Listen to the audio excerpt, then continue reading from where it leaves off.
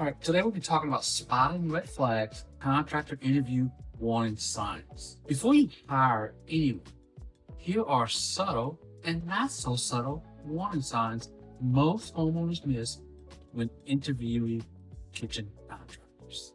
If you're planning a kitchen remodel, you already know that hiring the right contractor is one of the biggest decisions you'll make. The excitement of a new kitchen can quickly turn into stress if you end up with someone who cuts corners, dodges your questions, or leaves you with more confusion than answers. But here's the thing. The most important warning often pop up before you even see it, right in the first interview.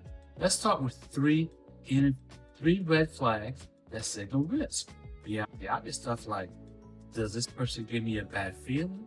We're talking about things that are easy to overlook when you're eager to move forward, but can cost you big down the road.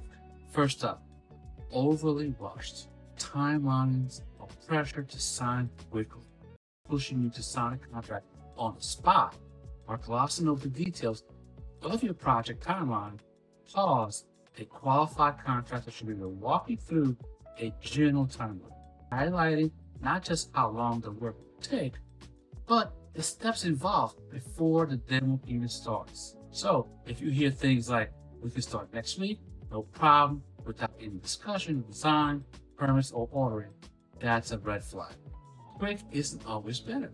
A rush start can mean they're skipping planning steps, or worse, they're trying to fill gaps in your schedule for reasons that aren't clear. Second, vague or evasive answers to your process. So when you how they process questions. I always recommend you ask, can you walk me through your process from the first day on site to the final?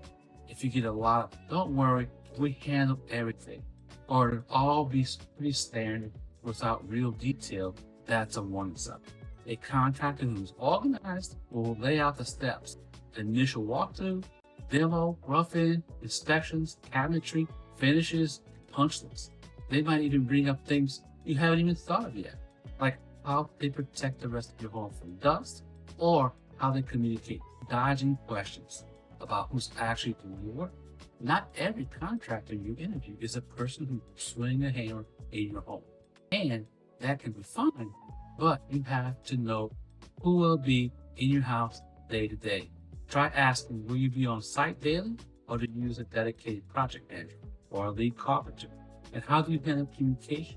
If you're not there, if the answers get vague, or if you're told, don't worry, my guys are great, that's a flag. It's not about distrusting subcontractors or crews. It's about transparency and accountability. Here's the bottom line. The interview isn't just about whether you like someone or get a good feeling.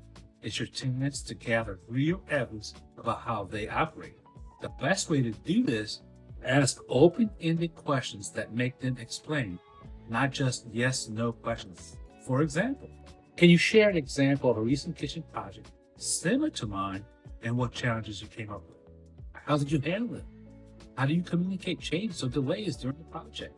What's your process if something goes wrong, or if I'm unhappy with part of the work? A qualified contractor will be ready for these questions and won't get defensive. If you notice vague statements or pressure, skip the details, trust your instincts, and keep looking. You don't need to make a decision on the spot. That's a critical next step. In part 2, I'll show you what a good kitchen remodel quote should include, so you're not left guessing what you're actually paying for.